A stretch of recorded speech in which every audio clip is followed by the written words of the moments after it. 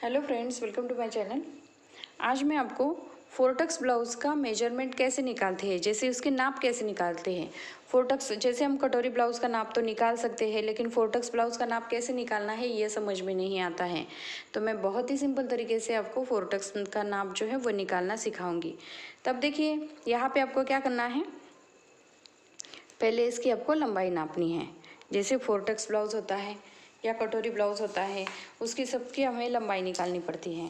तो यहाँ पे हम क्या करेंगे, बैक साइड से पहले हम इसकी लंबाई नापेंगे। तो ये देखिए, यहाँ पे हमारे जो शोल्डर जॉइंट हुए हैं, यहाँ से पूरा सीधा इस तरीके से आपको इसकी लंबाई निकालनी है।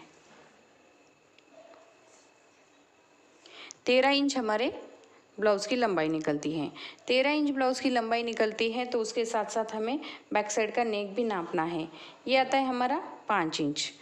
अब देखिए, यहाँ पे हमने लंबाई नापी, उसके साथ साथ बैक साइड का नेक की भी लंबाई निकाली है। अब देखिए, जो हम शोल्डर निकालते हैं, शोल्डर का गला जो है वो आपको अच्छे से रखना है। गला अब अच्छे से रखने के बाद यहाँ से यहाँ तक आपको शोल्डर नापना है। ये आता है हमारा 11 इंच। आपका शोल्डर कितना आता है? 11 इंच।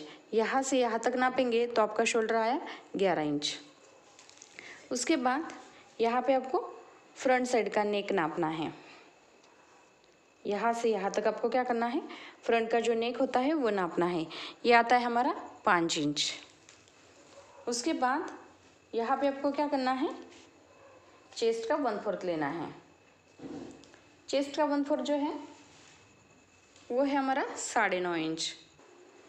अब देखिए, यहाँ पे हमें क्या करना पड़ता है, चेस्ट का 1/4, चेस्ट का 1/4 है हमारा 9.5 इंच। अभी चेस्ट का 1/4 9.5 इंच है, तो यहाँ पे हमें कमर का 1/4 निकालना है। वो आता है हमारा 8.5 इंच।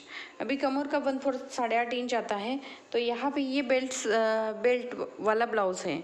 बेल्ट वाला ब्लाउज़ है, तो आपको क्या करना है, बेल्ट तक आपको इसकी लंबाई नापनी है।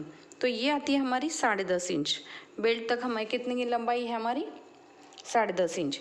अभी 10.5 इंच हमारी जब लंबाई आती है, तो इसमें आपको क्या करना पड़ता है, क्योंकि यहाँ पे हमारे टक्स पॉइंट आते हैं, यहाँ पे भी सिलाई में चला जाता है। तो यहाँ पे हमारा 1/4 इंच या आधा इंच जो भी आप सिलाई में लेते हैं उतना आपको जाता है। यहाँ पे आधा इंच जाता है, यहाँ पे हम जो क्रॉस पट्टी लगाते हैं वो भी जाता है। तो ये तीनों आपको ध्यान में रखना है। ये तीनों सिलाई में चले जाएगी, तो ये हमारा ऊपर का जो 10.5 इंच हम लेंगे, तो हमारा ब्लाउज़ का जो ऊपर का जो पार्ट है वो कम हो जाएगा। तो इसीलिए आपको इसका ध्यान देना है। जब हम 10.5 इंच लेते हैं, यहाँ पे हम 10.5 इंच लेते हैं, तो इसमें आपको 1.5 इंच एक्स्ट्रा रखना है, यानी कि 12 इंच आपको ऊपर के साइड में, ऊपर का जो पार्ट होता है वो आपको 12 इंच का लेना है। इससे क्या हो जाएगा, 12 इंच लेने के बाद यहाँ पे जो टक्स पॉइंट लगते हैं, ये टक्स पॉइंट हमारे लग जाएंगे। उसके बाद यहाँ पे ऊपर के साइड में भी ये सिलाई में चला जाएगा। उसके बाद यहाँ पे आपकी जो क्रॉस पट्टी है इसमें भी चला जाएगा। तो वो पूरा होने के बाद आपको चेक करना है आपका ये 10.5 इंच आता है कि नहीं। जैसे यहाँ पे आपका ये 11.25 इंच आया, तो आपको सिलाई में जैसे टक्स पॉइंट में आप इसमें दबा सकते हैं या शोल्डर में आप दबा सकते हैं, तो ये आपको 10.5 इंच लेना है। और ये जो क्रॉस पट्टी होती है ये अलग निकालनी है।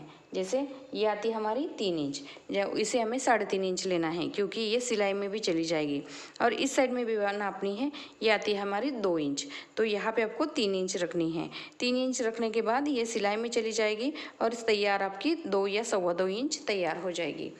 उसके बाद यहाँ पे आपको क्या करना है, जो टक्स पॉइंट होते हैं, तो ये जो मेन टक्स होता है, यहाँ पे आप शोल्डर का सेंटर निकाल सकते हैं, नहीं तो चेस्ट पार्ट का यहाँ से यहाँ तक आप 3.5-4 इंच पे भी ले सकते हैं।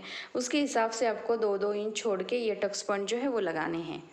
अब देखिए, यहाँ पे आपको क्या करना है, स्लीव्स की लंबाई नापनी है।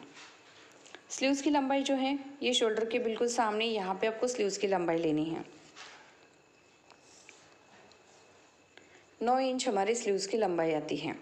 9 इंच स्लीव्स की लंबाई आने के बाद ये देखिए,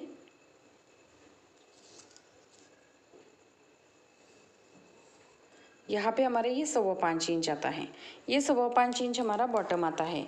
तो जब भी हम बेल्ट ब्लाउज़ या 4 टक्स ब्लाउज़ का नाप निकालते हैं तो इस तरीके से आपको निकालना है।